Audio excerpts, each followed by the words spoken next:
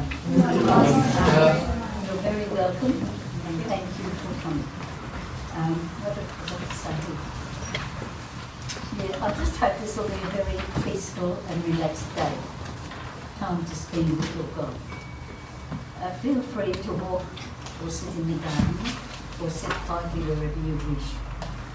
The Blessed Sacrament will be in the prayer room here at our house, just through the front door, and there's a blue sliding door that leads you into the prayer room, because we're going to be having Mass in the chapel. It just saves walking while they're there.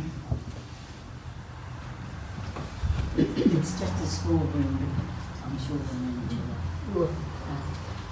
You are welcome to spend time there if you wish, and help yourself to tea, coffee, or out there any time. And some good people brought sandwiches and pumpkin soup and goodness knows what. So that's very comforting. And I just want to say thank you to Sister Therese and Sister Rosa for preparing the day for us. Thank you very much. Enjoy your day. Thank you. Today in the opening prayer we have 3 parts. The first part is the Holy Spirit. The second is we come to silence. And the third part is a prayer with Mary. Father, and of the Son, and of the Holy Spirit. Amen. Peace and humility. Humility? Peace. Peace and harmony.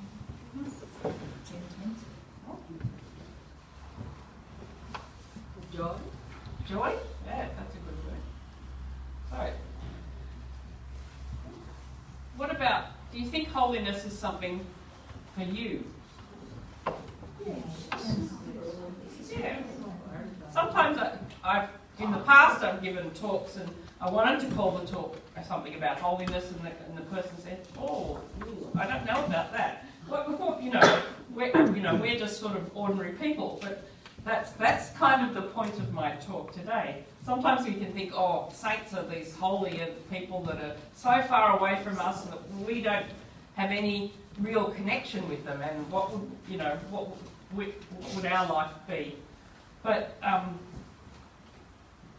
the word holiness is defined, or can be defined as wholeness or completeness. So it's like, and of course we never reach absolute perfection in this life, and God is really the only one who is complete and whole and perfect. But as humans, we're always on that journey towards that ideal. So I'm going to look at some definitions of holiness. In Vatican II, in the document Lumen Gentium, in the chapter called The Call to Holiness, describes holiness as in this way. He says, all in the church are called to holiness, for this is God's will, your sanctification. It is expressed in many ways by the individuals who each in his or her own state of life tend to the perfection of love, or walk of life are called to the perfection of love. And by this holiness, a more human manner of life is also fostered in earthly society. So that's very much, as we know in Vatican II, was very much about the call for all of us to holiness, not just, priests or religious or very special people, but everyone. And I was reading a book by Father Gerald Hughes the other day, and he describes holiness, and he recalls those words of Leviticus that says, "Be holy as I, the Lord your God, am holy." And then goes on to say, "The word holiness directs our attention to God, the living source of all that exists, but it also directs us to the reality of God in our everyday experience." So I think that's kind of going to be a theme through today, is that call to holiness is something that we experience in our ordinary everyday life. And Karl Rahner tells us that saints are persons who stand out because they are initiators and creative models of a path to holiness right for their particular age. And in another place, Lawrence Cunningham tells us, a saint is a person so grasped by a religious vision that it becomes central to his or her life in a way that radically changes the person and leads others to glimpse the value of that vision. So I think that's why there are certain people in the church that we recognise as officially as saints, because I think we all know people who have led very holy lives, or do lead very holy lives, is that they have that example that we can follow, and that's what we're going to talk about today, some people that we can follow. And another writer, Robert Ellsberg, who's written a lot on saints, tells us how saints give us an example of how to be holy. Holiness was a quality expressed in the way saints lived, in the choices they made, in their struggles to be faithful, even in the face of doubts and disappointments, in their everyday victories and daily efforts to be more truthful, loving and brave. Each one offers us a unique glimpse of the face of God. Each enlarges our moral imagination. Each offers insights into the meaning and possibilities of human life. So there, very much it's that a unique glimpse of the face of God. So each saint that we look at has a particular gift or charism or way of expressing love and Christianity.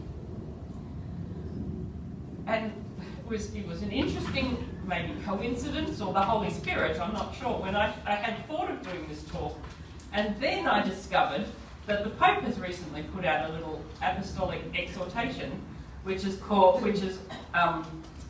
on the call to holiness, and it's a very good document, well worth reading, and not too long and not too heavy going. So, and he tells us that in that document, his modest goal is to re-propose the call to holiness in a practical way for our own time, with all its risks, challenges and opportunities. For the Lord has chosen each of us to be holy and blameless before him in love. And he goes on to explain that holiness is found in many ordinary people. I like to contemplate the holiness present in the patience of God's people, in those parents who raise their children with immense love, in those men and women who work hard to support their families, in the sick, in elderly religious who never lose their smile. In their daily perseverance, I see the holiness of the church militant. Very often it is a holiness found in our next door neighbours, those who, living in our midst, reflect God's presence. We might call them the middle class of holiness. He goes on to say, yet with this exhortation, I would like to insist primarily on the call to holiness that the Lord addresses to each of us. The call that he addresses personally to you, be holy for I am holy. The Second Vatican Council stated this clearly, as we've already said. Strengthened by so many and such great means of salvation, all the faithful, whatever their condition or state, are called by the Lord, each in his or her own way, to that perfect holiness by which the Father himself is perfect. The Pope also reminds us to be holy does not require being a bishop, a priest or a religious. We are frequently tempted to think that holiness is only for those who can withdraw from the ordinary affairs to spend much time in prayer. That is not the case. We are called to be holy by living our lives with love and by bearing witness in everything we do, wherever we find ourselves. At its core, holiness is experiencing in union with Christ the mysteries of his life. It consists in uniting ourselves to the Lord's death and resurrection in a unique and personal way, constantly dying and rising anew with him. But it can also entail reproducing in our own lives various aspects of Jesus' earthly life, his hidden life, his life in community, his closeness to the outcast, his poverty, and other ways in which he showed his self-sacrificing love. To recognise the word that the Lord wishes to speak to us through one of his saints, we do not need to get caught up in details, for there we might also encounter mistakes and failures. Not everything a saint says is completely faithful to the gospel. Not everything he or she does is authentic or perfect.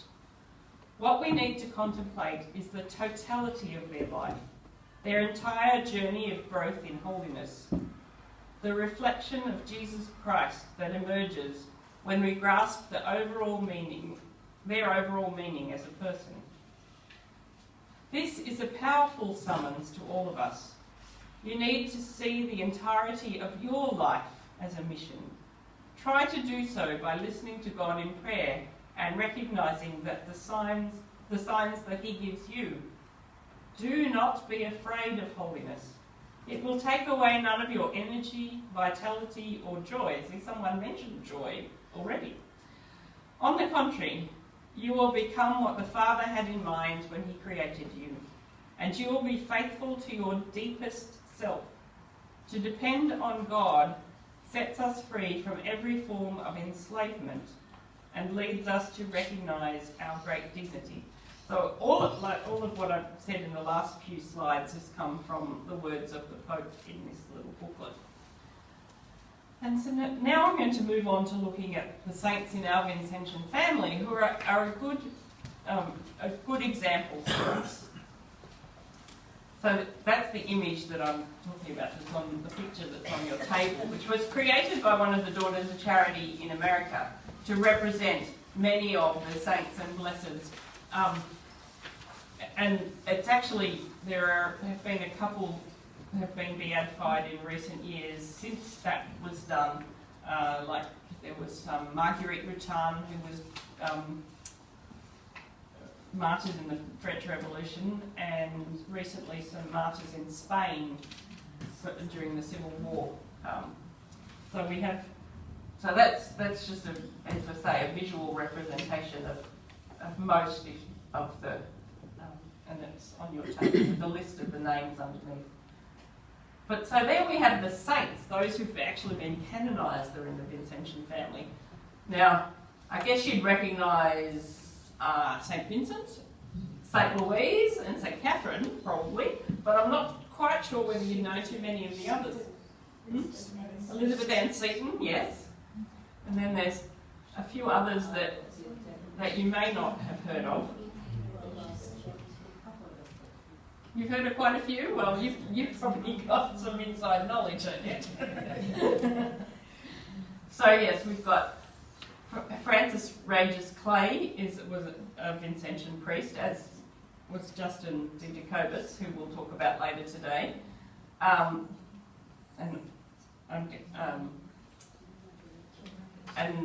the Agostina and Joan Antida Torre belong to another religious order. Joan Antida was a Daughter of Charity, and then she left during when the company was suppressed in the French Revolution, and then she started another order and didn't come back to the community, and the Agostina was part of her order, so they're connected. So I just wanted to pick out another couple. So John Gabriel was a Vincentian priest, St. John Gabriel Purgois. He was only canonised in 1996. He entered the congregation in 1818 and was ordained in 1826. And his brother was also in the congregation, was sent to China but died on the way. So he volunteered to go as well, to go in his place, and spent the next few years ministering to the poor, and was eventually tortured and put to death in China. But the other one that I thought was kind of interesting is St. Gianna Beretta Molla. Now, some of you may have heard of her if you're in it. She was a member of the St. Vincent de Paul Society. a lay woman, so not a married woman. So there aren't too many canonised married people. And so she's Italian and was a doctor, and as I say, member of the St Vincent de Paul Society. And she was married and had 3 children, and then she was pregnant with her 4th when she was diagnosed with a cancer. And she chose to not have the treatment, and then her child was born, and she subsequently died. And she was canonised in 2004. So yeah, but she's, yes, as I say, I'm sort of highlighting her because we don't have so many who are more married and mothers. So yes, so it's nice that we have some in our church. And then there are many, and I'm not going to read them all out. Many who have been beatified in the Vincentian family. So we have among them Vincentian priests and orders of charity, but we also have a couple of others. So Pier Giorgio Frassati. Now, some of you, if you've had any connection with World Youth Day, you might have heard of him. He was a member of the St Vincent de Paul Society, and he was one of the patrons for World Youth Day when it was here in Sydney. And he came from a relatively wealthy family and did a lot to care for the poor, and he died only at the age of 24. And then there's another one that's there that's it's spelled either 2 ways. It's either with a Z or a C. Zeferino Jimenez Maya, I believe is how you say it. He was also a member of the St Vincent de Paul Society and a married man, and was martyred in Spain during the Civil War. Giuseppe Toniolo was also a member of the St Vincent de Paul Society, and a layman. So yeah, so there are a lot. So we've got many models. So I had to pick out a couple for us to really reflect on, and so I chose St Justin. And St Justin de Jacobis was Italian, so he was born in Naples and entered the Congregation of the Mission in 1818 and was ordained in 1824, and was initially involved in giving missions and retreats in Italy, but he always dreamt of being a missionary, and eventually he was appointed to Ethiopia. And so Ethiopia at that time was not like most mission territories. It was not a country with a pagan population who had to be converted to Christianity. It had been Christian since the 4th century, but had, at the time, slipped into schism and heresy. There had been several attempts to establish the Catholic Church there, but none of them had succeeded. At the time of Justin's arrival, there was not even one Ethiopian Catholic in the country. But he was interesting. So right from the start, he adopted Ethiopian dress and accommodated himself to the food, and set about learning the 3 local languages: Amharic, which was the national language, Tigrina, which is the local area language, and Gez, I think is how you say it, was the liturgical language. And one of his great hopes was that some of the Ethiopian clergy would become Catholics, and then so he, and the first one to do that was a deacon, and gradually others followed his example. Justin insisted that they didn't join the Latin rite, but remained in the Ethiopian Coptic rite. So they were still Catholic, but within their local rite, not to be Latinized. In this way of thinking, Justin stood out at the time. None of the other missionaries agreed with him, and that wasn't sort of the way it was done. Really, that was it took really until Vatican II for the Church generally to accept that this was the right way of being a missionary. Seeing what was already there and being part of that, rather than imposing something from outside. The hierarchy of the Church wanted Justin to become a bishop, and eventually he agreed, and he was ordained in 1849. And from the remaining 11 years until his death, he experienced many problems, harassment and persecution, and a spell of imprisonment all originating in the opposition of the Orthodox Coptic bishop, with the exception of one young confrere. All his fellow Vincentians disagreed with Justin's methods, especially with regard to the indigenous clergy.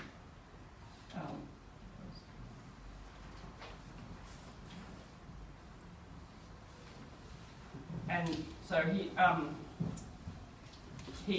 Justin's considered to be an apostle to Africa and the founder of the Abyssinian or Ethiopian, the Abyssinia is another name for Ethiopia, mission. And Blessed Gebra Michael, who was one of the ones on, or Michael, I think is actually how it's said, on the list of blesseds, was one of his converts. So we'll just move on. So that was sort of a bit of a potted story of his life, but really what I want to reflect on is what are the qualities that we can see in Justin that we might be able to use as examples for ourselves. And for that I've mostly taken this from the 5 Faces of St. Justin, which was written by Father Robert Maloney. So as he said, he was an Ethiopian to the Ethiopians and an Eritrean to the Eritreans. Few missionaries have been as closely identified with the people as he was. Listen to the words with which he introduced himself to the people of Ethiopia and Eritrea. The mouth is the door to the heart. Speaking is heart's key. When I open my mouth, I unlock the heart's door. When I speak to you, I hand you the key to my heart. Come in and see that the Holy Spirit has planted in my heart a great love for the Ethiopian Christians. St. Justin is an extraordinary missionary model. His letters are filled with wisdom, deep pastoral charity, and a profound sensibility toward the people whom he served. In his discourse to the Christians of Adva, Justin said to himself, "Who possesses this heart of mine? God and the Christian people of Ethiopia. You are my friends, you are my family, you are my brothers and sisters, you are my father, you are my mother. I shall always do what pleases you. Do you want me to stay in this region? I shall stay. Do you want me to go away from here? I shall leave. Do you want me to be silent? I shall be silent. Do you want me to celebrate Mass? I shall do so. Do you not want it? I shall not celebrate. Do you want me to hear confession? I shall do it. Do you not want me to preach? I shall not preach." In his mission of evangelization, Justin travelled from place to place. He was very much an itinerant missionary. During his 20 years of preaching in Eritrea and Ethiopia, he covered thousands of kilometres, visiting large and small villages. After he established a mission station, he would entrust its administration to one of his priests or seminarians, and he would move on to new towns and new people to evangelise. As soon as he arrived in a new place, Justin would rent 1 or 2 small local residences for himself and those travelling with him. Then he would invite the local people to visit him, to talk with him, and to pray with him as well. So I think that quality that we see there is very much about being open to people and being and opening our hearts and minds to new people and different people. He was a formator of the clergy. He wrote to his superiors, "It is more fruitful and successful to deal with the native priests than with the European missionaries who are not familiar with the local and social cultures of the native people." The native clergy, prepared by Jacobis, became the backbone of the Catholic community. Justin valued his native priests highly. He stated, "They are my eyes, my mouth, my hands, and my feet. They do what I cannot do, and they do better than me what I do myself." His interest was in unity, which he believed to be largely present already. He refused to be drawn into futile theological discussions. During Justin's ministry, 35 Ethiopian and Eritrean Catholic priests were ordained, 18 celibate and 17 married. he was concerned about the formation of these diocesan priests right to the end. Just 3 hours before his death, he gathered his disciples around him and told them, "Following the example of our Lord, who said goodbye to Our Lady and to his apostles, I say goodbye to you. Drive far from your house all calumny and bickering. Love one another. Remain firm in the faith, and above all, practice charity. Be the light of your people." And he was, as we've already kind of said, he was fully enculturated. So that word enculturation means adapting to a local culture. More than a century before the word enculturation became popular, Justin was a master of the art. He said to his listeners, "If you should ask me who I am, I shall answer, I am a Roman Christian who loves the Christians of Ethiopia. And if anyone should ask you, who is this stranger? Answer, he is a Roman Christian who loves the Christians of Ethiopia more than his mother, more than his father. He has left his friends, his family, his brothers, his father and mother in order to come and visit and show his love for us." Justin studied hard and learnt the languages of the people. 3 months after arriving in Ethiopia, he began to preach in Amharic with the aid of his tutor. Without much hesitation, he adopted the dress of the Ethiopian priests, and contrary to the practice of other missionaries, he adopted the Ethiopian rite. And so, as I said, Gebra Michael was a pilgrim in life and a truth seeker. He was born a decade before Justin, and he became a monk in a tradition that believed that Jesus was divine and not human. So it was Christian, but like not believing the same as the church. But he was still restless and in his search for the truth. And it was it was through his meeting with Justin that he then declared his allegiance to the doctrine of the two natures of Christ and became a Catholic. And from then on, he accompanied Justin on many of his journeys, especially to the famous monastery of, I don't know how you say that, Gund, I don't know, a famous Ethiopian Orthodox monastery. And he was deeply human and deeply holy. So he had a human warmth. There was a tenderness in Justin that struck others forcefully. He felt things deeply. His sermons were filled with warmth and compassion. He often spoke of his love for his people. Justin had the gift of friendship. He befriended not only his confreres and the Catholics of the mission, but many of the Orthodox people. He created close bonds with a number of Protestant missionaries labouring in Ethiopia. Their relationship was so warm that Justin speculated in his diary, "We are not very far from the happy moment when reconciliation with our separated brothers would take place." So he carried out many works of charity. And so while he was still in Italy, he focused on the sick and poor in his ministry. And in 1836 and 37, a cholera epidemic raged in Naples, and Justin laboured day and night to assist the victims. He forgot himself to such an extent that he often neglected to eat and sleep. One morning he was found asleep, worn out by fatigue, lying by the side of a victim whom he had assisted until death, having given little thought to contagion.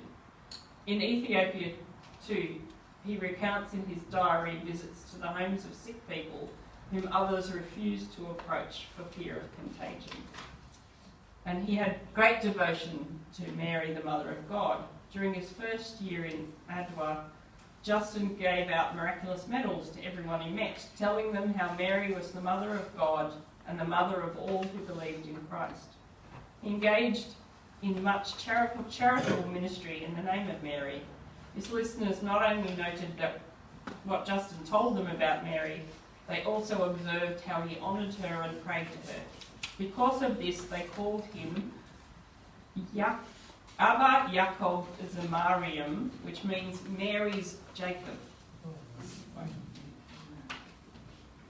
So what can we learn from Justin? And I think these are just some of the qualities that we, in what I've just talked about. To meet others with openness and empathy.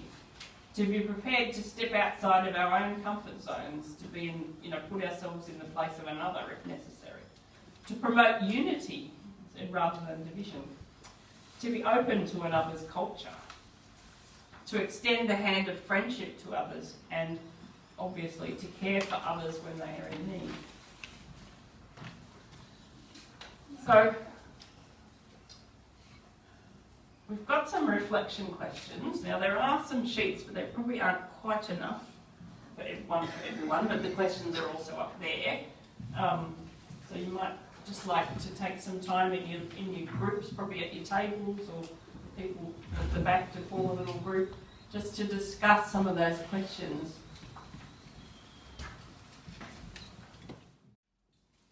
In the name of the Father, and of the Son, and of the Holy Spirit. Amen.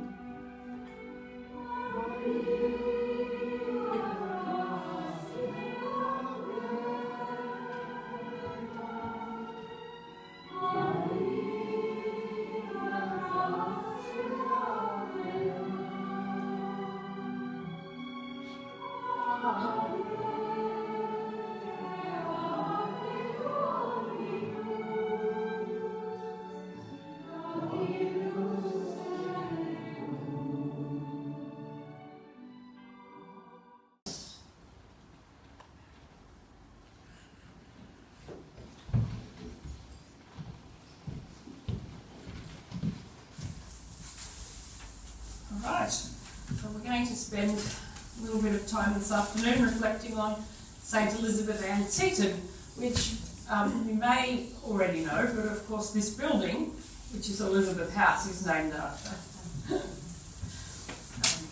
So, Elizabeth and Seton was born in, as you say there, in 1744.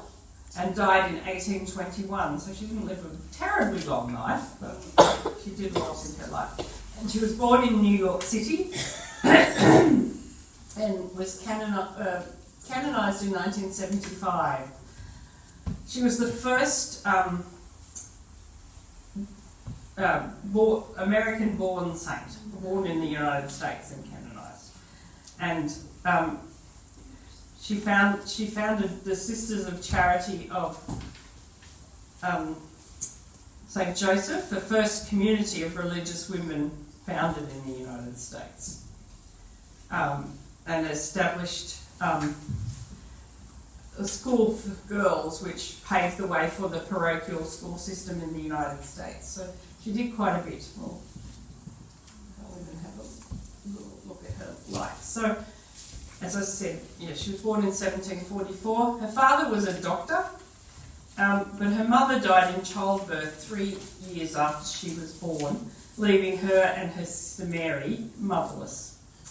In 1778, her father remarried and went on to have 7 children with his new wife, which meant that Elizabeth and her sister were on the edge of the family as the father focused on his new family.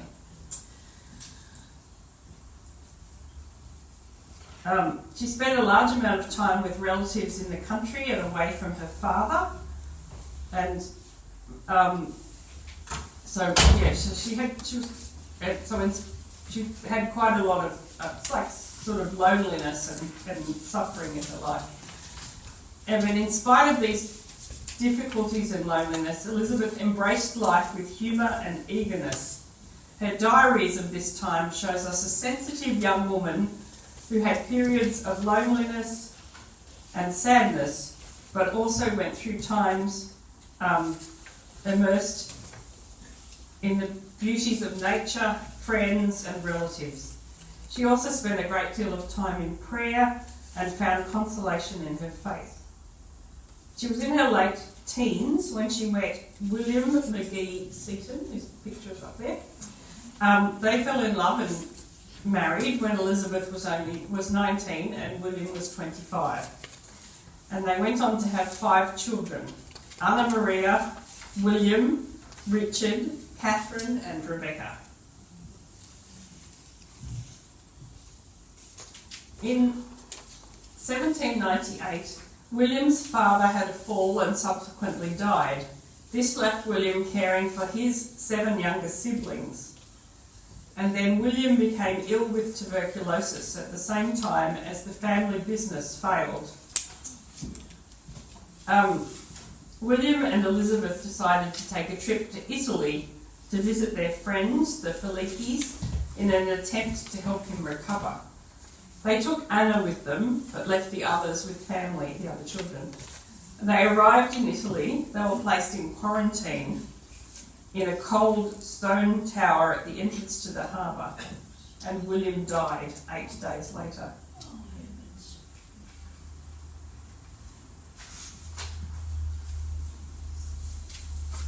Elizabeth and Anna were taken in by the Felicis, and they became lifelong friends.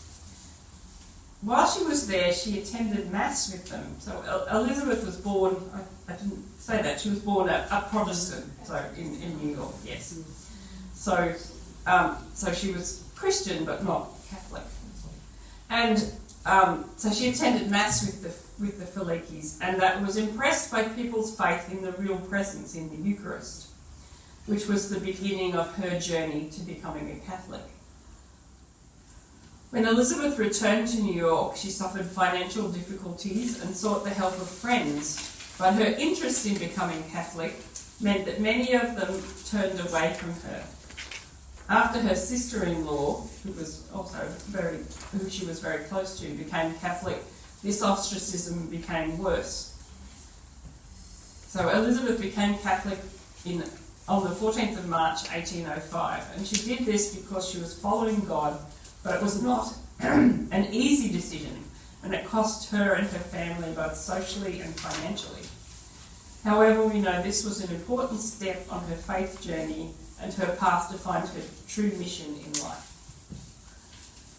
At about this time, Elizabeth met Father William Dubourg, a Sulpician priest, who was an educator and believed that education was just as important for girls as for boys, which not everyone thought in those days. He became aware of her struggles and the fact that she was thinking of leaving New York because of them. He therefore invited her to Baltimore, where her sons could receive a good education at St. Mary's College and her daughters could stay with her as she opened a school, which was an invitation she accepted. So, not long after this, Elizabeth expressed a desire to start a religious order, and in December 1808, Cecilia Conway came to join her. So this is a picture of what's known as the White House, which is one of the early, which is in Emmitsburg, which is near Baltimore, one of the early places the sisters were in Elizabeth's time, and that's still there where our sisters are. Elizabeth worked hard to ensure quality education both for paying students, who she took in order to subsidise the education of the poor, and for the poor themselves. Her advocacy and sense of mission also extended beyond the school to other poverty-ridden places on the mountain, so this area, which is where they were. The Sulpician fathers were familiar with the Daughters of Charity and gave a copy of the rule of the Daughters of Charity to Elizabeth, which she then adapted that rule for her sisters. Elizabeth was inspired by the example of St. Louise and modelled herself on her. She translated early life of Louise, the short life of Louise, from French into English herself. The community spread rapidly, and while education remained a key ministry, it was never the only ministry, as her sisters addressed other needs as they encountered them. And groups of Sisters of Charity separated from the original group and were established in New York, Halifax, which is in Canada, and New Jersey. And in 1850, the remaining of those original Sisters of Charity united with the Daughters of Charity. Because at the time they were founded was the time of the French Revolution and all that separation, so it took some time for that to happen. I've just got a little...